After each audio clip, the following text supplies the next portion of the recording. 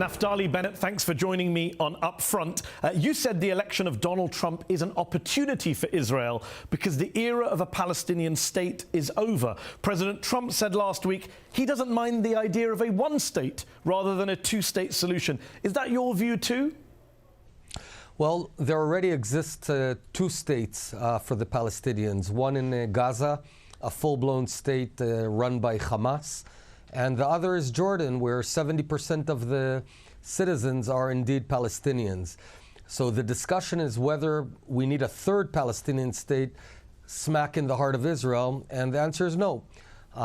We need to strengthen Israel and create regional peace based on a common interest, which is to fight against radical Iran, which is out to create a hegemony in the region. Well, of course, no one in the world agrees with you that Gaza and Jordan are Palestinian states. In fact, the United Nations says Gaza is still officially occupied by Israel. But let's just focus on this one state that does exist right now in that area, specifically the state of Israel, which you're a minister of, representative of. Isn't the real question that if there is just one state left standing in that particular patch of land, should it be a state in which Jews and Palestinians live side by side as equal citizens, or should it be a state in which Jewish citizens are privileged over Palestinian citizens, while millions of other Palestinians remain under occupation without a right to self-determination? Well, first of all, I beg to differ. In Gaza, we did everything by the book. We pulled back to the 67 lines, pulled out our military, pulled out and expelled our people, and handed it over to Abu Mazen. They today have a state there. They decided to shoot tens of thousands of rockets on Israelis, and we fight back. Israel will not tolerate terror states. Likewise in Jordan, 70% of Jordanians, while you dispute that, that's a fact, or you don't like it, but that's a fact. Regarding Israel, Israel is perhaps the only true democracy in the Middle East where we have about 1.8 million Arabs, including a Supreme Court justice, including 13 Arab members of Knesset. I don't see any Jewish members of Knesset in any Arab Muslim countries. So just on that point, Israel, we have a full, vibrant democracy which will on the democratic point, Israel is a democracy, of course, for some people. Of course, Israel also rules over 3 million Palestinians in the occupied West Bank. For 40 years, you've ruled over millions of people who have no vote whatsoever to control their lives.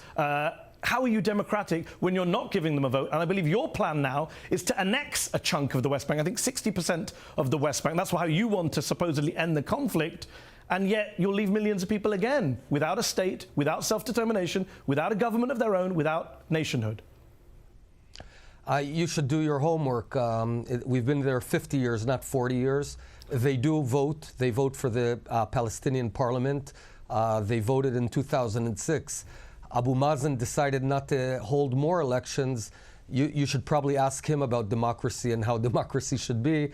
But they have their own flag, their own anthem. Yes, it's less than a state because we're not about to commit suicide, but they do have self-determination.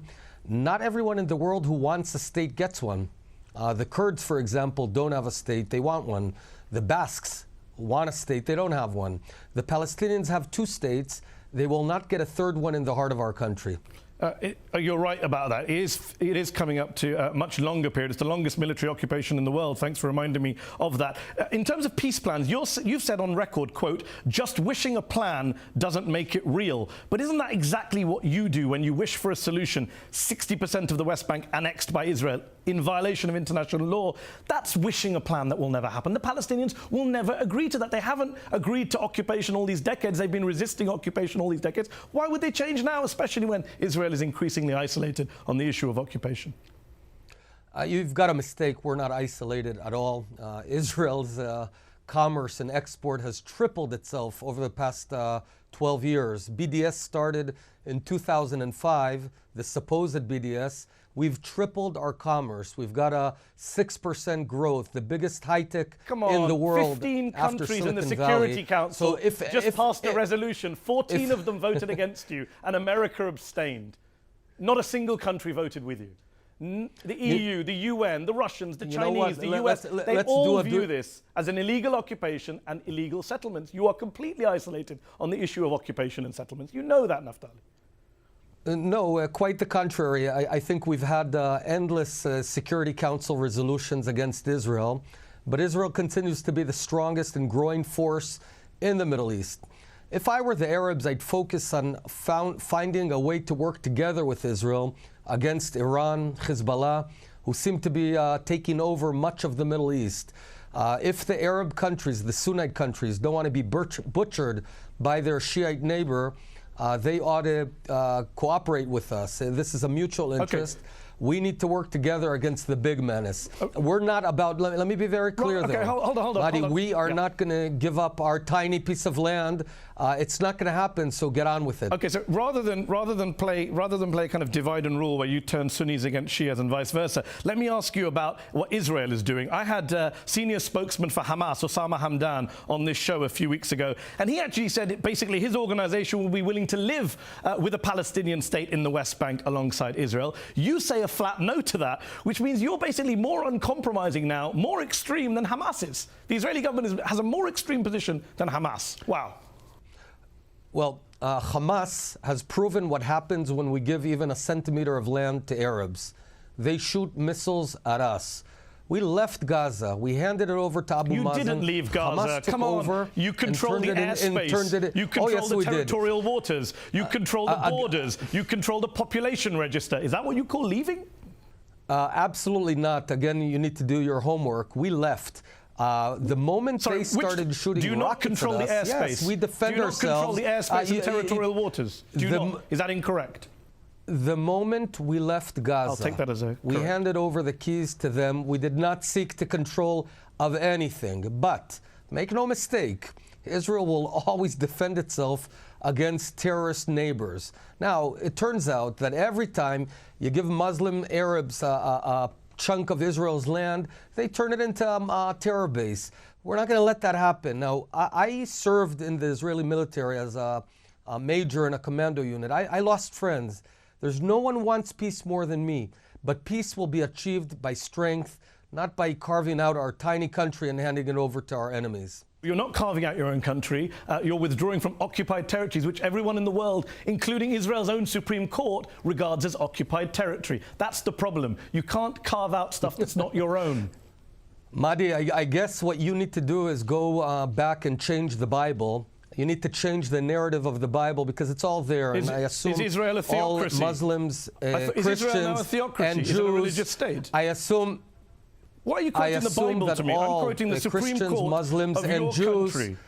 Hold on, the Supreme Court of your Let me country. finish. Let me just put the quote of the Supreme Court to you and then you respond. You're finding the Judea and Samaria areas are held by the state of Israel in belligerent occupation. That is the view of the Supreme Court of your country. Are you saying the Bible trumps your Supreme Court? Is Israel now a theocracy? Let me finish. Billions of Muslims and Christians believe in the Bible. I assume, including yourself, I don't know. If you want to say that our land does not belong to us, I suggest you go change the Bible first, come back and then show me a new Bible that says that the land of Israel doesn't belong to Jews. Okay, so now, if it's very convenient for you to sort of shove that away, that's fine. I'm not shoving anyway. You've made your religious Supreme education Court, point. you're right. Yeah. Go on. Okay, thank you. Regarding the Supreme Court in Israel, that's a political decision. It's true that in 1967, we released Judea and Samaria from an occupied status of Jordan. Jordan never owned Judea and Samaria. And Mahdi, I don't know if you know, but there never was a Palestinian state. So you can't occupy something that never was a state. With respect, it was held. I'm quoting by the Supreme Court British, of your country. And we, and today. And it's not a political decision. And what the Supreme Court of our country is saying... A Supreme Court gives a decision. It's not a political decision. It's a judicial decision, unless they're so-called judges in your view, as Donald Trump views judges. Maybe that's how you view judges. The Supreme Court is waiting for the government of Israel to decide what is the future. And today, the areas are disputed areas. I understand that the Palestinians want a third Palestinian state in the heart of our country. We need to make a decision, and my decision is very clear. That land is ours, and no one can occupy his own home The land of Israel has always been Jewish for thousands of years, will always be Jewish. We will enjoy and host within our country millions of Arabs, 1.8 million Arabs that enjoy full citizenship. But it is a Jewish and democratic country. I want to point out, though, Madi, one more point. Okay, very briefly. Hold on. Very briefly. Hold on. One more point. There's apartheid, and very severe apartheid, going on in Lebanon and Syria for 50 years, actually for 68 years. The descendants of Palestinian refugees from 1948 have no status there. They're not citizens. They're not even residents. Yep. They can't work in the government. Can't become lawyers. And when can't members buy of those a governments piece of land. come on this show, I would expect. I asked questions I of would those governments. expect. You're representing Israel. If you really want to talk about apartheid, you know very well that leading South Africans like Desmond Tutu have accused Israel of practicing apartheid. You know that. You brought up the A word, the apartheid word. Desmond Tutu has said when he went to the West Bank, it reminded him of apartheid South Africa. You know that. I would suggest that we join forces, the Arab world and Israel, to solve the Palestinian refugee problem in the place they live already, in Lebanon, even though in international Syria, law in guarantees Jordan, them a right to all return. across the Arab.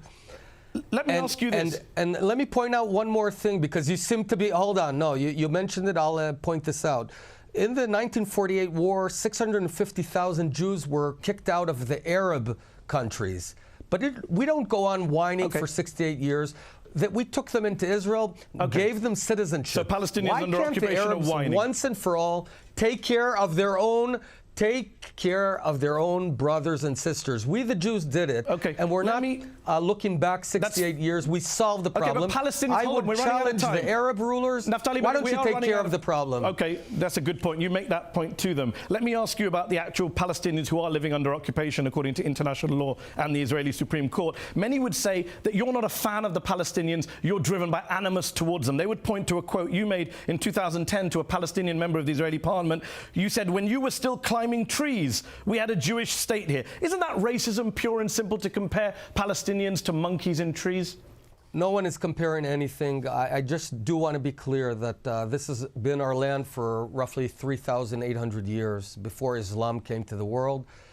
I think that we can achieve peace. But were Palestinians climbing trees 3,800 years ago? We respect you, and we respect the Muslim world. We expect, and we don't suggest to divide Mecca or divide Amman, and you should not expect that we divide Jerusalem. It's just not going to happen. Were Palestinians climbing trees 3,800 years ago, just to clarify your remark? No, they weren't, but I see a great deal of disrespect. We have our capital of Jerusalem. I see you're very feisty today, and that's okay, you're doing your job. But the way to achieve long-standing peace is to respect each other. I respect our neighbors. The moment they lay down their arms, there will be peace in the Middle East. One final question before we finish. Do you ever put yourself in the position of a Palestinian, you say you respect Palestinians, suffering on the ground in the West Bank today? Because Ehud Barak, former Israeli Prime Minister, once famously said that if he'd been born a Palestinian, he would have joined a Palestinian militant group. Surely you can get that. Surely if you had been born a Palestinian and seen your land, your home, your parents', grandparents' home, lived there for decades, being taken away from you against your will to build a settlement, surely you'd be angry about that. Surely you'd see that as an injustice. Do you ever put yourself in their position and see that point of view? Beyond the endless bunch of lies that you've just stated, I would just say that most of the Arab Muslim world can only envy the status of the Palestinians and the Israeli Arabs. It's I wasn't talking about Israeli Arabs. I was talking about Palestinians in the West Muslim Bank. World. Can you put yourself in the position of a Palestinian in the West Bank who has his home taken from him? Just a simple question. No politics aside, religion aside, as a human being, can you see how that would make you feel if you had been born a Palestinian in a village in the West Bank and lost your home? It's a very simple question. So give me, I challenge you now and after the program, give me the name of one Palestinian who was living in a home and had his home taken away from him. That is a flat lie. I challenge you. There have been hundreds of evictions of families in last year alone. I want to know whose home. Last year alone, there have been hundreds of evictions of Only Palestinians an illegal building.